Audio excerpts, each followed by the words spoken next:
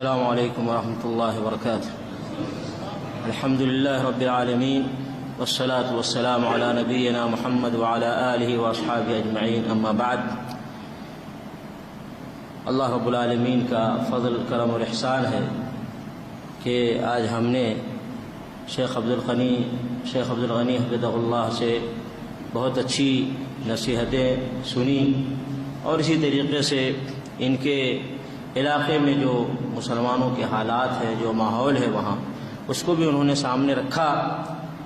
بہرکیف دنیا کے سارے مسلمانوں کو اللہ تعالیٰ اسلام کو سمجھ کر اور اسلام پر چلنے کی توفیق عطا فرمائے۔ میں اس وقت ایک بات بتلانا چاہتا ہوں، وہ یہ ہے، کیونکہ یہ موقع کی مناسبت ہے، مجھے یورپ کے ایک ملک سے میسیج آیا، اور میسیج میں یہ تھا کہ کیا نئے سال کی مبارکباد دینا درست ہے، اور ساتھ میں انہوں نے نئے ہجری سال کی مبارکبادی بھی پیش کر دیا، سوال بھی کیا اور ساتھ میں مبارکباد بھی پیش کر دیا۔ میں نے سوچا کہ اس مسئلے پر کچھ بات مسلمانوں کو بتا دی جائے، کیونکہ دیکھا یہ گیا ہے کہ نیا سال شروع ہوتا ہے تو نیا سال ہجری مبارک ہو، یہ پیغامات لوگ بھیجتے ہیں دوسرے کو، یا اسی طریقے سے اگر جنوری شروع ہوتا ہے تو ہیپی نیو ایئر کا پیغام لوگوں کو بھیجتے ہیں، یا اسی طریقے سے کسی کے ولادت کا دن آتا ہے، پیدائش کا دن آتا ہے تو کہتے ہیں ہیپی برتھ ڈے، ہے نا۔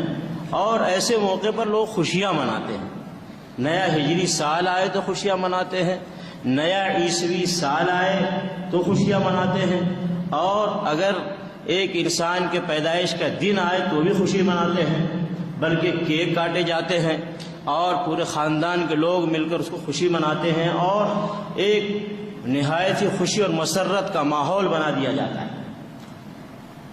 سب سے پہلے تو شریعت کی روشنی میں یہ ناجائز ہے، اسلام کی روشنی میں یہ جائز نہیں ہے، چاہے وہ ہجری سال کی مبارکباد پیش کریں، یا یہ کہ عیسوی سال کی مبارکباد پیش کریں، سالگرہ کے موقع پر مبارکباد پیش کرے، یہ اسلامی طور سے شریعت کی روشنی میں جائز نہیں ہے۔ اگر کوئی ایسا کرتا ہے تو وہ غیر مسلموں کی نقالی کرتا ہے، اسلام میں اس کی اجازت نہیں ہے، کیونکہ اسلام ہمارا قرآن اور سنت کا نام ہے، اور قرآن و سنت سے اس کا ثبوت نہیں ملتا ہے۔ اگر یہ کرنا ہوتا تو نبی علیہ السلام سب سے پہلے یہ نئے سال کی مبارکباد ایک دوسرے کو دیتے، پھر اس کے بعد ابو بکر صدیق رضی اللہ تعالیٰ عنہ نئے سال کی مبارکباد ایک دوسرے کو دیتے، عمر اور عثمان رضی اللہ عنہم اجمعین یہ سارے ایک دوسرے کو نئے ہجری سال کی مبارکباد پیش کرتے۔ یا اسی طریقے سے اگر سالگرہ کے موقع پر، ہیپی برتھ ڈے کے موقع پر اگر خوشی منانا جائز ہوتا تو نبی علیہ السلام کی ولادت کے موقع پر ہیپی برتھ ڈے کا نام دے کر اور سالگرہ کا نام دے کر صحابہ کرام خوشیاں مناتے۔ یا اسی طریقے سے نبی علیہ السلام کے بیٹے، نبی صلی اللہ علیہ وسلم کی بیٹیاں، نبی علیہ السلام کی بیویاں، ان سارے لوگوں کے پیدائش کے دن اور سالگرہ کے موقع پر خوشیاں منائی جاتی، دعوتیں دی جاتی، کیک کاٹے جاتے، چھوارے بانٹے جاتے، کھجور بانٹے جاتے، اور یہ سارے کام کیے جاتے۔ تو چونکہ اسلام میں کسی بھی اعتبار سے اس کا ثبوت نہیں ملتا ہے، اس لیے اسلام کی روشنی میں یہ ناجائز ہے۔ اگر یہ کوئی ایسا کرتا ہے تو وہ گناہ گار ہے، اس کو ثواب نہیں ملے گا، بلکہ یہ غیر مسلموں کی نقالی ہے، اور نبی علیہ السلام نے فرمایا ہے من تشبہ بقوم فہو منہم، جو کسی قوم کی مشابہت کرے گا وہ انہی میں شمار کیا جائے گا۔ تو غیر مسلم کی نقالی کرتے ہوئے کوئی کام کرے گا تو وہ غیر مسلم کا عمل مانا جائے گا، اور غیر مسلم کے راستے پہ چلنے والا وہ مسلمان مانا جائے گا، اسلام پر چلنے والا اس مسلمان کو نہیں کہا جائے گا۔ دوسری بات، مجھے افسوس ہوتا ہے کہ لوگ زندگی کا ایک سال گزر گیا، زندگی کا ایک سال گزر گیا اور پھر لوگ خوشیاں مناتے ہیں۔ کائنات کا سب سے بے وقوف انسان ہے کہ زندگی کا ایک دن گزر گیا اور خوشی منائے۔ بھائی کسی کے 100 روپے میں سے 1 روپیہ کم ہو جائے وہ خوشی منائے گا، یا 100 روپے میں سے 1 روپیہ بڑھے گا تو خوشی منائے گا؟ کب خوشی منائے گا بھائی؟ روپیہ بڑھنے سے خوشی منائے گا نا، کم ہونے سے تو نہیں خوشی منائے گا۔ تو زندگی بڑھتی ہے، 1 سال گزر جانے کے بعد زندگی بڑھتی ہے یا گھٹتی ہے؟ بڑھتی ہے گھٹتی ہے؟ بھائی گھٹتی ہے نا۔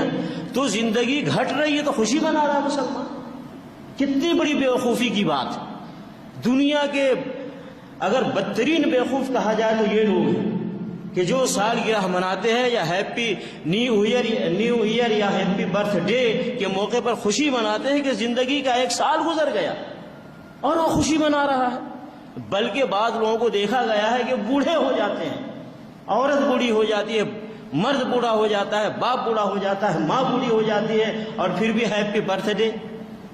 کتنی بڑی بیوقوفی ہے۔ یہ لوگ ایسا کر کے بیوقوفی کا اظہار کرتے ہیں، عقل مندی کا ثبوت نہیں دیتے ہیں، بیوقوفی کا ثبوت دیتے ہیں۔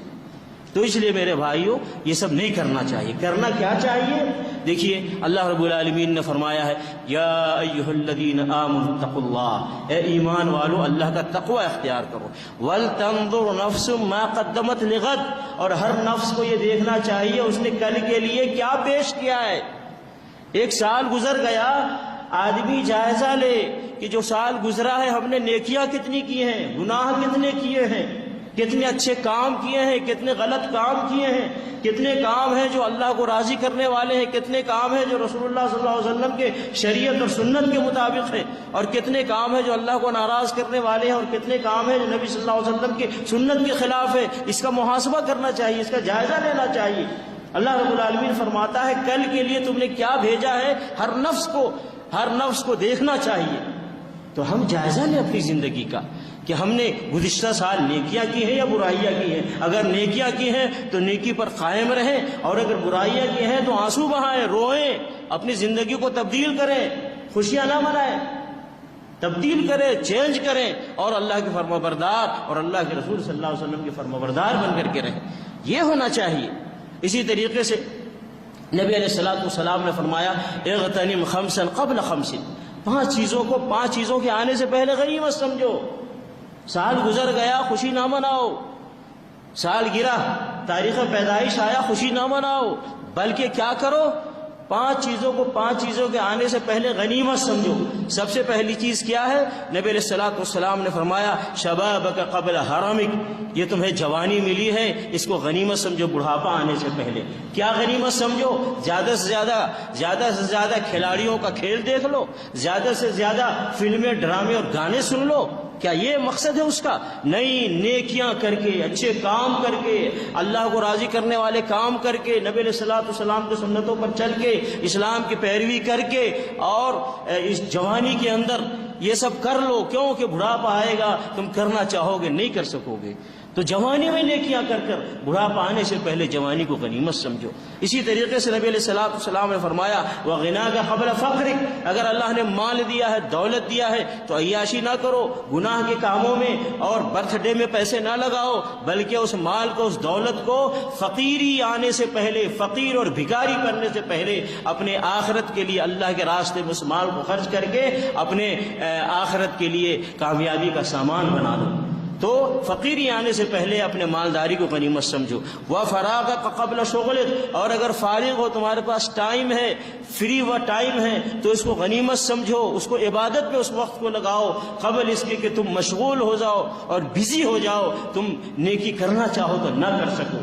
تو فراغت کو مشغول ہونے سے پہلے غنیمت سمجھو۔ اسی طریقے سے صحت کا قبل سقمک، بیمار ہونے سے پہلے صحت کو غنیمت سمجھو، کیونکہ صحت میں کے وقت میں جو ایک مسلمان جو نیکیاں کر سکتا ہے، جو عبادت کر سکتا ہے، بیماری کی حالت میں نہیں کر سکتا۔ تو بیمار ہونے سے پہلے جب صحت اللہ نے دیا ہے اس وقت زیادہ سے زیادہ نیکیاں کر کے اس سے صحت کو غنیمت سمجھو۔ اسی طریقے سے حیات کا قبل موتک، اور زندگی کو غنیمت سمجھو موت آنے سے پہلے۔ کیوں کہ اس زندگی میں نیکی کرنے کا موقع ہے، عمل کرنے کا موقع ہے، مرنے کے بعد نیکی اور عمل کا موقع نہیں ہے۔ اس زندگی میں عمل ہے، بدلہ نہیں، اور مرنے کے بعد بدلہ ہے، عمل کا موقع نہیں۔ تو اس زندگی کو غنیمت سمجھو موت آنے سے پہلے. کیا غنیمت سمجھو؟ نیکیاں کرو، قرآن کے مطابق عمل کرو، محمد رسول اللہ صلی اللہ علیہ وسلم کی سنتوں کے مطابق عمل کرو، اسلام کے مطابق زندگی گزارو، قبل اس کے کہ مرنے کے موت آ جائے اور پھر مرنے کے بعد عمل کا موقع نہ ملے. یہ امام حاکم نے اس حدیث کو روایت کیا ہے اور یہ حدیث صحیح ہے. تو اسلام تو ہمیں یہ تعلیم دیتا ہے کہ ہم اپنے ہر چیز کو غنیمت سمجھیں اور آخرت کی تیاری کریں، آخرت کی تیاری کا سامان اختیار کریں، آخرت میں کامیابی کے لیے کوشش کریں، محنت کریں. یہ مقصد ہے، نہ کہ سال گزر گیا تو ہیپی نیو ایئر، سال گزر گیا تو نیا سال مبارک ہو، اور زندگی کا ایک سال گزر گیا تو ہیپی برتھ ڈے، اس طرح کی خوشیاں مناؤ. یہ بیوقوفی کی علامت ہے اور اسلام کی خلاف ورزی ہے اور غیر مسلموں کی تقلید ہے، غیر مسلموں کی نقالی ہے. اللہ تعالیٰ مسلمانوں کو اسلام کو سمجھ کر اسلام کے مطابق چلنے کی توفیق عطا فرمائے. آمین. وصلی اللہ علی نبینا محمد وعلی آلہ وصحبہ اجمعین. والسلام علیکم ورحمۃ اللہ وبرکاتہ.